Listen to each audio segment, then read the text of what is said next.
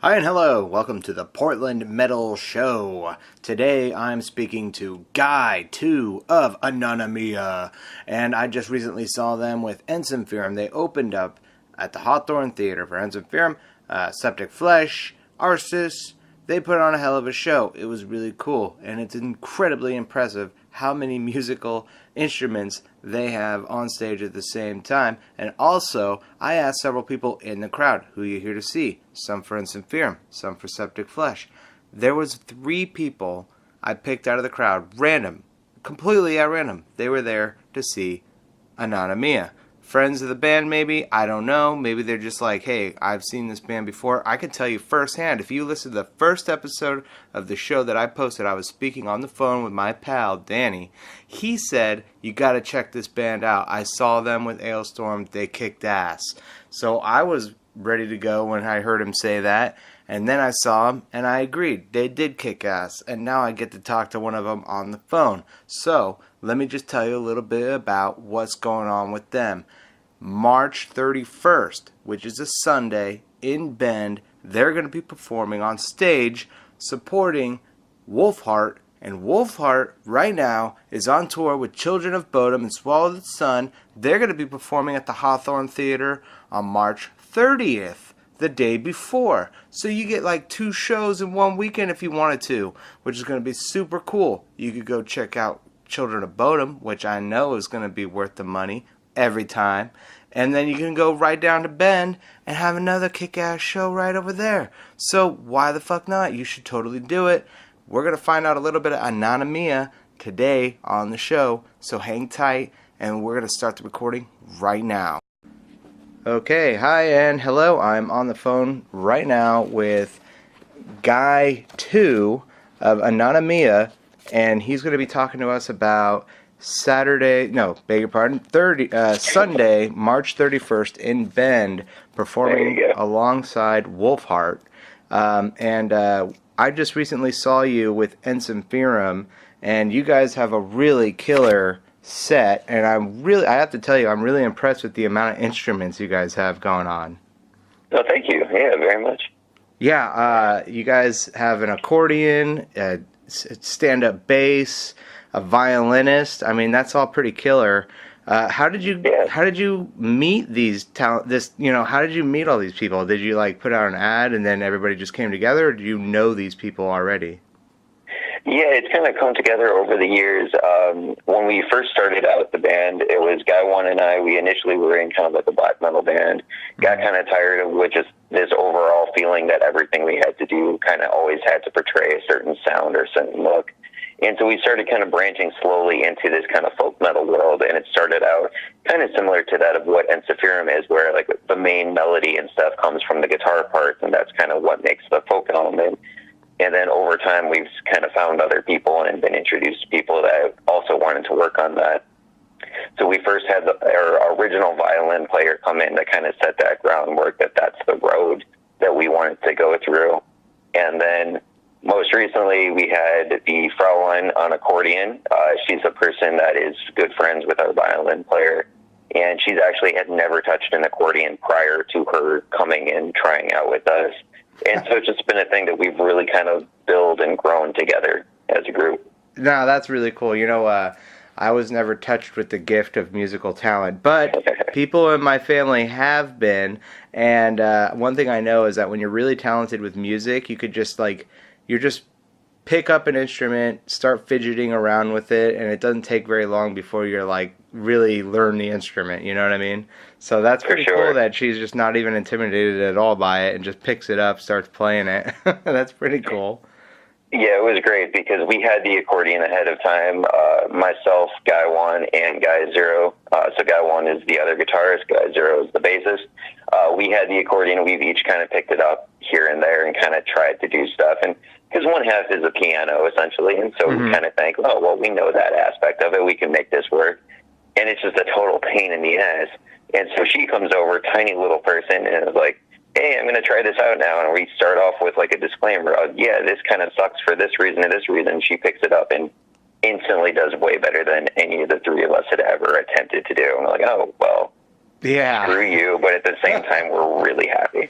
That's perfect, man. Hell yeah. So I got to ask one more question, too. You guys skipped Guy 3 and you went straight for 420. Where did Guy 3 go? Oh, go ahead. Oh, no, I was just wondering what happened to Guy 3. That's kind of a thing. We've never known. When the band first started initially, when we first kind of made Anonymia, we had no real intention of ever really doing shows, doing anything. It was just kind of a side project that we had, basically. It was myself, Guy 1, and Guy 4, who was our original drummer, and we were basically just knocking back drinks in our practice space and decided to start doing something different. And that was just kind of one of those things that from the very beginning, was just Guy 1, Guy 2, Guy 4. Guy 3 died somewhere. We don't know what happened to him. Hell yeah, man. So you had mentioned that, you like that Insiferum sound. You guys were kind of trying to play with something different. And you had said that Insiferum does like electric guitar lead sort of sound on that. Now, one thing I had noticed, one of the reasons why I like Insiferum a lot is when I listen to them, at least, I noticed that they have this like spaghetti western musical sound to their music. They have like if you ever listen to like The Good, the Bad, the Ugly, they always seem to have that sort of tone to some of their tracks, like Stone Cold Metal, From Afar. It always has this really cool like I guess stranger coming into town. With the tumbleweeds rolling through or whatever. But they also do include their traditional folk music from, where are they from? What is it? Finland or something? Yeah, Lisa. Yeah, Norway or Finland or one of those places. So they kind of combine those two sounds. But for you guys, what would you say you guys are trying to do with your musical sound? Well, for us, I mean, we're kind of at the, when we first started this band, as I had mentioned, like, we were in a kind of generic black metal band before. Mm-hmm. And so everything we did had to have a certain look, a certain sound. And we got tired of that. We liked to do kind of just whatever we felt like in a given moment. And that's kind of what initially kind of sparked stuff to come over this way. It was just like, yeah, if we want to do one song that is really kind of slow and melodic, we can do that. And then we can also have our next song be like a really heavy kind of threshy death metal kind of thing. Oh, like right on. This idea that we can really go wherever it is that we want to go, and not be restrained to just any one given area. And right. So for us, the bands that initially kind of got us started with playing folk metal, the very first one was Corpiclani. We had a show back with the old band. I think it was their first time ever in America. We got to open for them, and we looked at the show and we're like, it's Corpiclani and Tyr, and then us being a black metal band. We don't fit this show at all. And so, as kind of like a little just shout out to them, we made a song that ended up sounding kind of like Corpiclani, that ended up being the second track on our Drunken album, Over Pints of Ale. We made just to kind of be like a nudge to, hey, we don't fit with you guys, but we love your sound. We want to kind of do something for you guys for being here and having us be a part of it. And that was what initially kind of sparked us going into other folk metal stuff, but ultimately now the fact that we can do really whatever we want to. We get a lot of influence from the folk metal bands like Ensiferum, Corpiclani, Trollfest is another big one for us. But then a lot of our members also have a really heavy classical background, and really people like that one chick too, and Fraulein, really had never played metal prior to this. They always did the kind of classical sort of stuff. And so trying to incorporate that into our metal sound as well is also a big thing for us. Well, I got to tell you, adding those two instruments to your band is a big difference maker for sure. So that is super cool that they're on board. Definitely. I got to tell you this too. Seeing you guys with Ensiferum, that was the first time I had seen you. However, as you're mentioning it now, if you were at Corpiclani with Tyr, I probably saw you then as well and didn't even realize it. But you were not performing as Anonymia back then, were you, or no? No, so I mean, we've had Anonymia for a few years now, and then before that it was a different band. Oh, okay. But Anonymia as a whole has changed significantly over the years. When we first made the band, as I said, we didn't plan on doing anything with this band. It was a very different Anonymia at the time. And the first show we ever got to do with Anonymia was with a band called Negura Bunget from Romania, which is a really interesting band that unfortunately not many Americans actually really seem to know about. But we got asked to do this show, and then they said, okay, so what's this new band's name? And that's when we actually realized, oh crap, it's a thing we need to do if we're going to play music. And so that's kind of part of where the Anonymous thing came from, because we didn't at that time have any intention of really doing anything else. But so we started out as a three-piece that was kind of just like a thrashy black metal, death metal kind of thing. Mm-hmm. And then over the years, we've kind of progressed more. So like we then had a different violin player for a while. We did about a year and a half where we didn't have a drummer, and instead we had a drum track and a giant bloody teddy bear that sat behind a drum set that some people recognize and remember us for from different shows. So hey, you gotta improvise. Has been around, but yeah, in the exact sense that we are now, it's been a fairly short-lived thing. You know, when I was in the audience, one of the things I like to do is just sort of shoot the shit with random people. And I had asked some people in the crowd, I must have spoke to like maybe 15 people, and I asked them all, hey, who you guys here to see? Are you here for Enzymphirum, Septic Flesh? And I'm not shitting you, man. There was several people I spoke to in the crowd that were there for you guys. They must have either been friends of yours, supporters, but they were there for you. And I actually remember speaking to one girl who was in the bar area at the back of the Hawthorne Theater. She was drinking something, and I was like, hey, what's going on? You know, I was right next to her. I was actually kind of blocking her view, so I was asking her if she wanted me to move. And she's like, no, you're fine, you're cool. I was like, who are you here to see? She's like, I'm here to see Anonymia. And I was like, oh, hell yeah, right on, that's really cool. So, I mean, you guys definitely have your supporters out there for sure.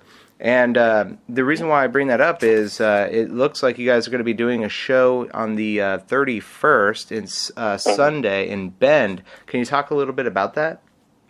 Yeah, so we're pretty excited about that one. It's actually going to be our first time making it down to Bend. So really excited just to kind of bring our drunken folk metal down there for them. That's going to be perfect for them in Bend. They have a lot of drunken people down there. And so it's really interesting because Wolfheart is on tour with Children of Bodom and another band. I'm blanking on their name right now. But they're on that tour that's coming to Portland the day before. And the rest of the tour is then taking the 31st off. They're having a rest day to just kind of build themselves up again from the tour. However, Wolfheart decided, you know what, no, they have that off night, they want to pick up a show, they want to still play. For people that maybe can't make it up to Portland or can't make it down to California the next night for the next show. So Wolfheart is on their own headlining this one show for us, and we're super excited to be able to be a part of that. Right. Now, you're talking about Children of Bodom and Swallow the Sun, Saturday, March 30th at the Hawthorne Theater. And then the next day, on the way to California in Bend, Wolfheart will be headlining the show where you guys will be performing as well. And that's really cool that they're doing that, because I do know a lot of bands will just sort of skip Portland sometimes. I'm glad that they're not in this case, but from Seattle to San Francisco, it's usually like you could, if they're nice, they'll stop in Portland and hang out. But sometimes they just call it a day off and keep going, you know? And just, so it's pretty killer that they're doing it. Is it you guys with Wolfheart, and was there another band also performing that night? Yeah, so there's going to be 4 other local bands. So there's, I think, 1 other band from Portland, and then 3 bands actually from Bend that'll be there as well. And so should be hopefully a really great show. A lot of people going to be there, hopefully, you know, with just the different local bands. Hopefully we'll get some enticement for people that maybe can't make it up here to normally see us. So I gotta ask you this. With your band, it sounds you guys have performed with Tyr, or shared the stage with Tyr, Corpaclani, Trollfest, Turissas, Enzymphirum, Ailstorm, and Arcona. And then I also saw, too, it looked like you guys just did with open for Necrogoblicon. Is that correct? Did I see that right? Yeah, we've actually played with Necrogoblicon 3 times now. Oh, hell yeah, man. So is there anybody else left that you're like, I just really want to open for this band too, because you're just big fans of them? Oh, of course. I mean, that's always going to be the case. Unfortunately, those are a lot of bands that don't make it over to America. I know, man. It's so brutal. Yeah, we've been pretty fortunate with the bands that do tour America, getting our chance to play with them at one point in time or another. And so, yeah, there's plenty of bands that I would love to have them start coming over to America, start kind of expanding who we see, because unfortunately for folk metal stuff, like the bands that you named off, like those are the ones that come over consistently, and then any of the bands that maybe aren't as big or as well known, especially over here, unfortunately just don't ever get the chance to come over. I know, man. It's a total bummer, man. And not only that, but then it really, if you don't have the right kind of support, then they're not going to it's not going to be easy for them either, because you got all kinds of visa issues. They need to have everything just right in order to get over here. So I do know what you're saying for sure. But and unfortunately, the folk metal stuff isn't necessarily as popular as some like black metal and death metal stuff is. Yeah. It's more of a kind of niche thing that people either really like or seem to really dislike. So. No, you're right about that. I mean, I'm in the really like crowd, but I don't know I think you're right for the most part. Some people don't like it, but I think that it's also I have found in my experience that when you talk metal with people who aren't into metal, that folk metal is a good in-betweener, because you could be like, hey, if this has classical instruments as well, and I have found that there's lots of people who really like some of the pagan themes going on throughout this stuff, and they're not even the biggest metalheads either. They're more like rock and roll fans, but they're just really into the imagery, really into the sounds, so they can get into it that way, but they're not necessarily into the super aggressive heavy metal stuff either. So it can go both. It can open the gates, if you will, to some new audiences that way. So I think folk metal kicks ass for that reason, and plenty of other reasons too. So I wanted to ask you too, you guys have this album, the Drunken album, Anonymia's Drunken album, and are you guys currently working on putting together a second one? Yeah, so we've just started to lay the groundwork for our next release, and it's essentially going to be re-recording some of the songs that were on there, as well as doing some new stuff. The Drunken album was initially made in kind of a transitionary phase for us. Like, we had just kind of parted ways with the vast majority of the band. It ended up being just myself and Guy One that were left, and we kind of started to reimagine our songs in the process of recording that album. And so people like Fraulein, our current drummer, Guy 420, and even Guy Zero on upright bass, he only did a couple of things. Like, he did a couple of bowed elements, but like all of them were absent from the band, and it was essentially just myself, Guy One, and that one chick too. And so our sound has changed kind of fairly significantly since we did that album. When we did that one, Guy One was primarily playing electric guitar, or was solely doing electric guitar, whereas nowadays he plays more so on the acoustic. And so we are wanting to kind of redo some of those songs that were a fairly rough recording, because it was self-produced by us in my bedroom, and just kind of make it how we sound today, how we want to envision it, as well as still throwing in some new songs and stuff, because you don't want to just listen to the same album that we just had. So. Oh, yeah, for sure. And it looks like you guys have a new recording place now, right? A little bit better quality there? Yeah, hopefully. I mean, each release that we put out, the ones that we have kind of purged from the bowels of the internet that people can't find anymore, each thing has gotten better than the last, and that's kind of our intention. Like, we really want to continue to do this in our DIY style, which is the drunken do-it-yourself, where everything is done and produced by us. And hopefully our goal would be each time we do that, it's going to be better than the last. Oh, for sure. All right, great. Well, let me ask you this. Could you tell us where people can find you if they're interested in listening to your band? Yeah, of course. So our Facebook page is facebook.com/Anonymia Band, and Anonymia is ANONYMIA. And you can also find us on anonymia.bandcamp.com. Those are kind of the two main places that people are able to find our music, find our shows, and kind of reach out to us. All right, that's killer. And let me tell you this as well. It sounds like you guys are going to be opening for many more bands yet to come, so I'm sure people will find you live in the flesh as well at Hawthorne Theater or your local venues as bands come around. I'm excited to see you guys again, so that's going to be really cool. Yeah, thank you very much. We can't wait. All right, great, man. Well, you take care and have a good road trip down to Bend. Thank you. Thank you very much. All right, catch you later, man. Take care. All right, have a good night. Bye. Bye.